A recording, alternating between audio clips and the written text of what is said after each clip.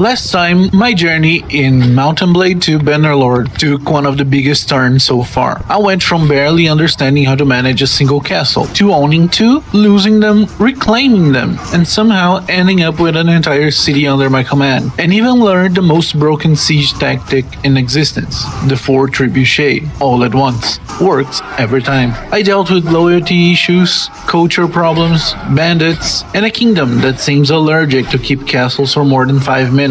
But even with all that chaos, by day 305, everything finally aligned. Profit, stability, new companions, clan growth. For the first time, things felt under control. And now the real question begins. With peace in the land and my foundations finally solid, what comes next? Well, this is Bannerlord. You start as a nobody. Fight, trade, negotiate, conquer, whatever it takes to rise through a world that never stops moving. Armies clash, kingdoms shift, and every choice pushes you and your story forward. Hello everyone, and welcome back from Noob to High King. From the beginning, I knew exactly what I was missing to strengthen my lands. Another government from Sturgian, but not a single companion of that culture crossed my path. And since the marriage proposals had already shown that it was possible, I decided to try another route, finding a Sturgian wife. And that's how I met Idia. Young, talented, promising attributes, and a story marked by her family's legacy. To raise a relationship, I agreed to play the board game with her, even though I had no idea what I was doing since I skipped the tutorial. I lost, but in the end I gained some points with her. I kept going until I reached the limit, and when I returned to talk to her, the romance options appeared. Obviously, I picked the dialogue with 100% chance, but when negotiating with her clan leader, the marriage price was really high. Okay, but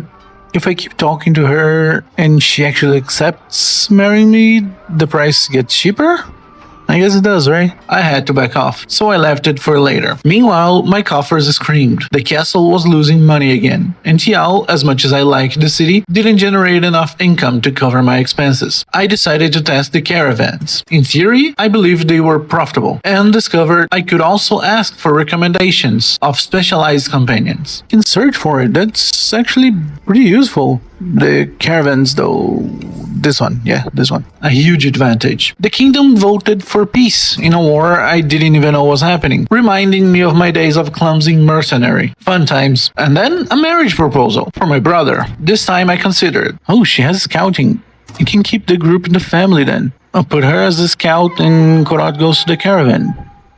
Yeah, that works. Congratulations on the wedding, brother. But honestly, looking back, I should have married him to Sturgian, so I'd have a ready-made governor for a nearby city. But I only realized that too late. Continuing my search, I found Wahan, a wanderer with no direction, but with impressive trading skills. Perfect. Hired. Immediately sent to the caravan. And, like a miracle, my finances went positive. Holy shit, caravans are insane. Look at this. Profit without doing anything? Okay, hurry up, woman. I need you to send Korok the caravan ASAP. I even started considering replacing Hera if I found another medic, but that was holding me back. Okay, but the problem is I had her since almost the beginning. She's a really good medic. It's gonna be hard to replace her. Her skills way too high. While waiting for my brother's wife to regroup, I went out searching for more companions, looking for traders. Along the way, I noticed something historic. My finances were positive for the first time in a long time. And then the kingdom declared war on Battania. Oh, war with Battania? Okay, where is that?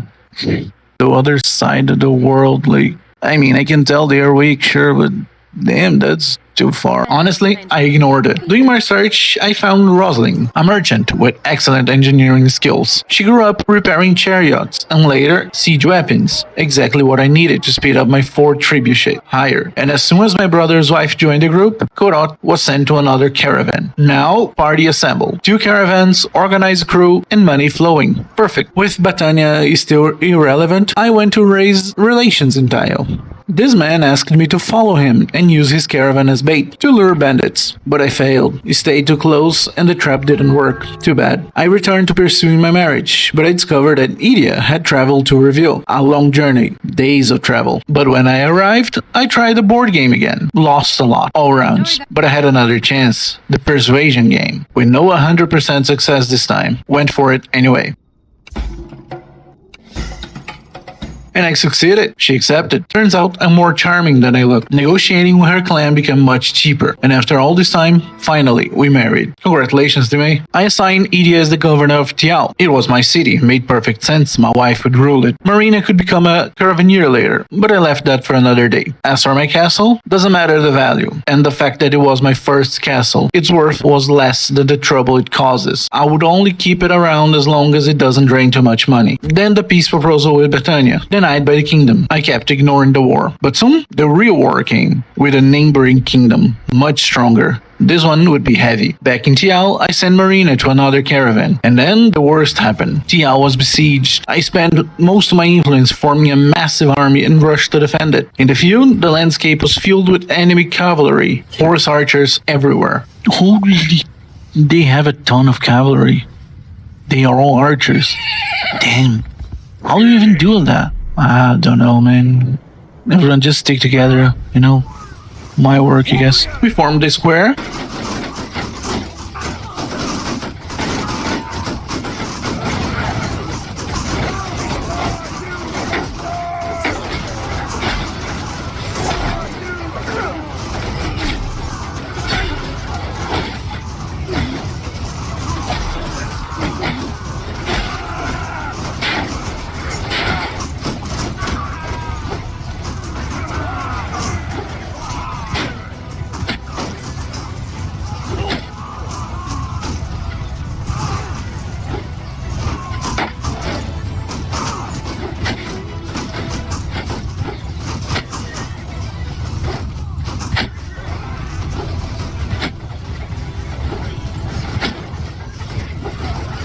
And it worked, but the tension was real.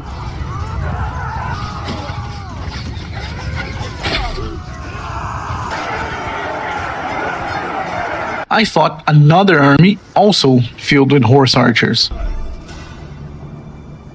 Square formation! Warriors! Get moving! Hear me! Move!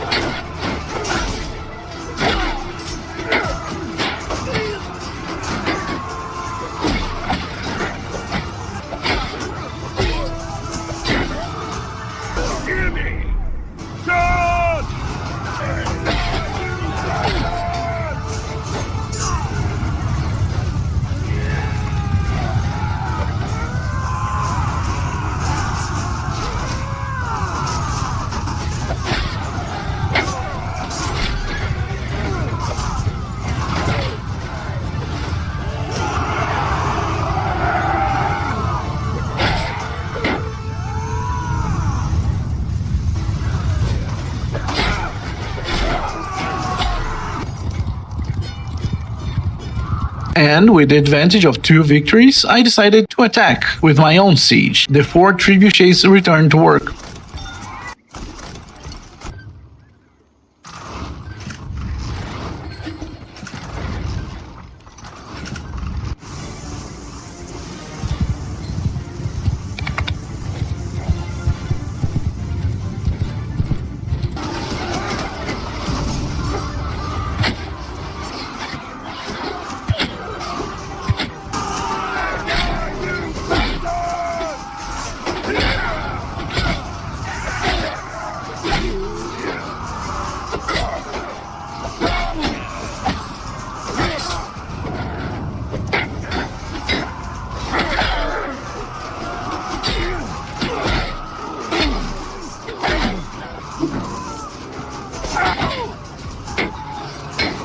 But, falling in battle, we still took the city.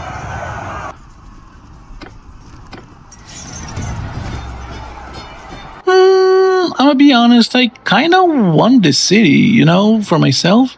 It's in the region. Let's go for mercy. But for the vote, I wasn't even an option. How does that work? I'm not even a candidate. How? I let this out. How does vote work? Meanwhile, Tyal was being attacked again. I rushed to help. The kingdom held until I arrived. Engage the enemy! Soldiers! Cut them down!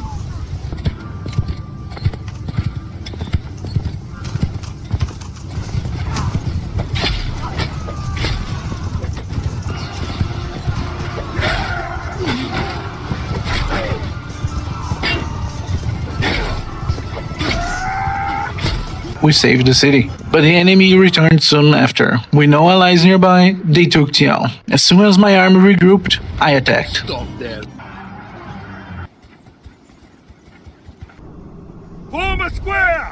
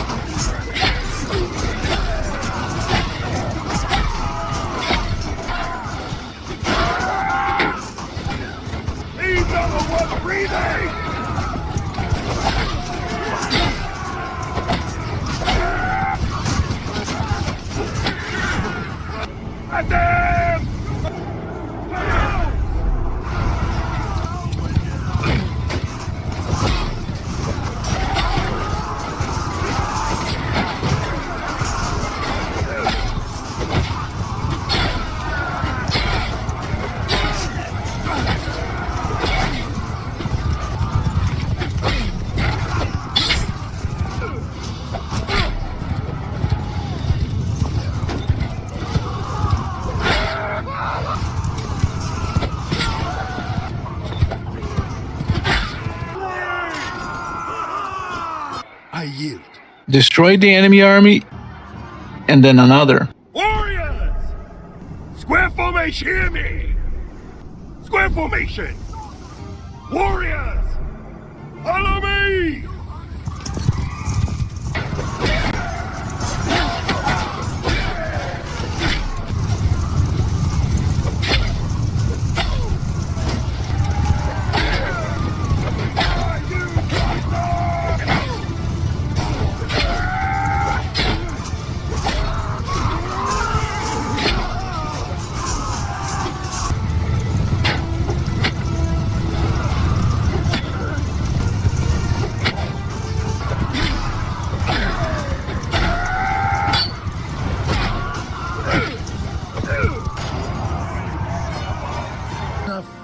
Enough. I give up. My army was already on the edge, but I needed Tyal back. And then pure absurdity happened. During my siege of Tyal, another lord simply took command, as if it was theirs. Oh nice, yeah. I got some help. What? I lost control of the siege? So another lord can just walk into my siege and hijack the command like that? What do you mean, Goethe? I'm gonna do it wrong too. It was mine siege, what the hell?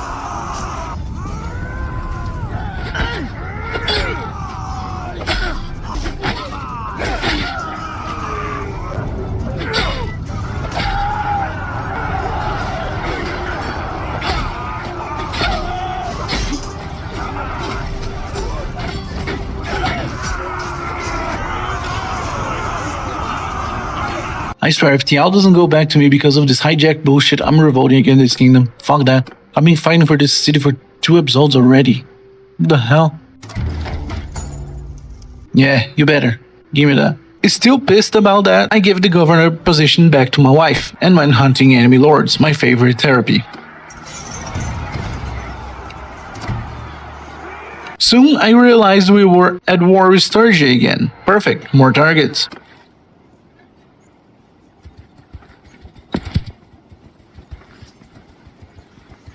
Soldiers! Stick to me!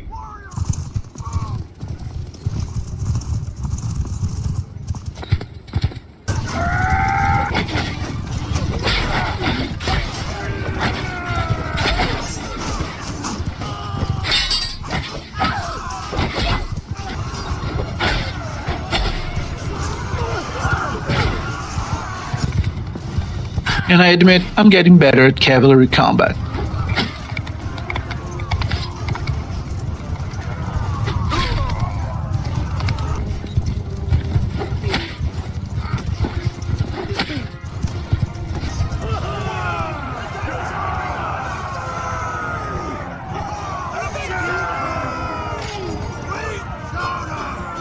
I give up. Stop there, stranger.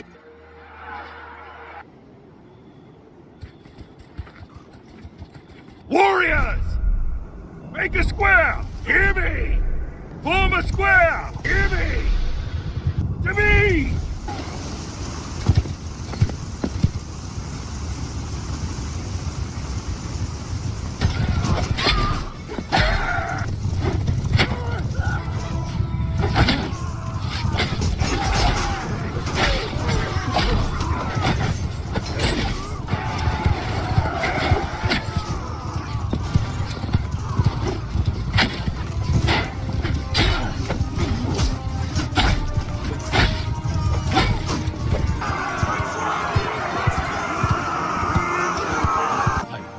In the middle of all this, another peace proposal with Bethania arrived. Yeah, of course, this war shouldn't have even started. What the hell?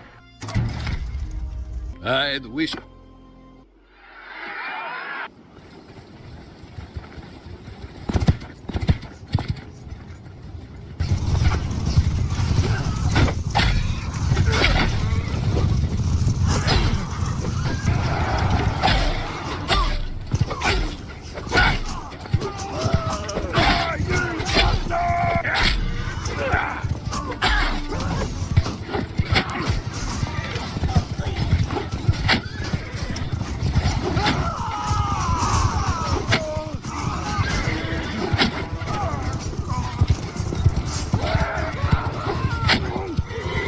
Leave no one free! Warriors! No soldiers against the enemy!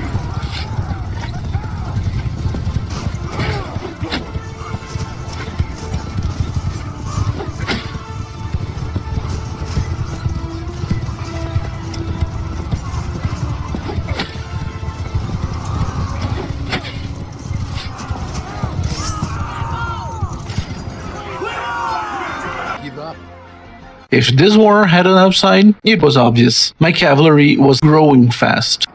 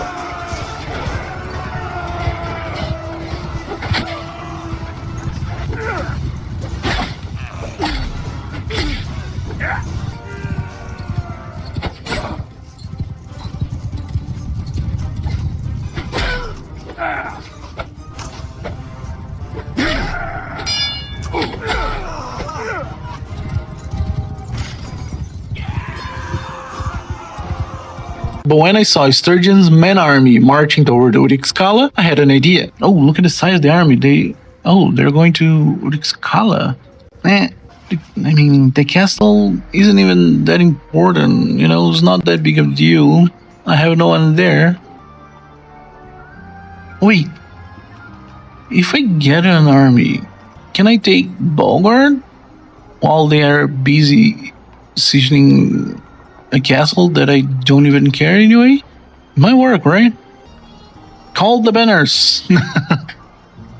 And so, on day 409, after almost 100 days of intense war, I formed another army. Now, it's a matter of gathering everyone and putting my bold plan into motion. And that's how we wrap up another chapter of this chaotic, improbable, and completely addictive journey. After endless wars, life-saving caravans, strategic marriages, beef with arrogant lords, and decisions that will probably haunt me later, I end this episode with a bold plan in hand and an army on the way. Will it work? Probably not, but in Bannerlord, that's the beauty of it, trying the impossible, laughing at the disaster, and pushing forward anyway. See you in the next episode, where with a bit of luck, I might conquer Bulgard, or lose everything. It happens. And of course, drop any tips in the comments that might help me survive this endless war. Make sure to subscribe to follow the From Noob to High King saga, and don't forget to leave a like to support the series. And if you missed anything, be sure to watch the previous episodes, so you know exactly how we got here. Thank you for watching, and bye bye.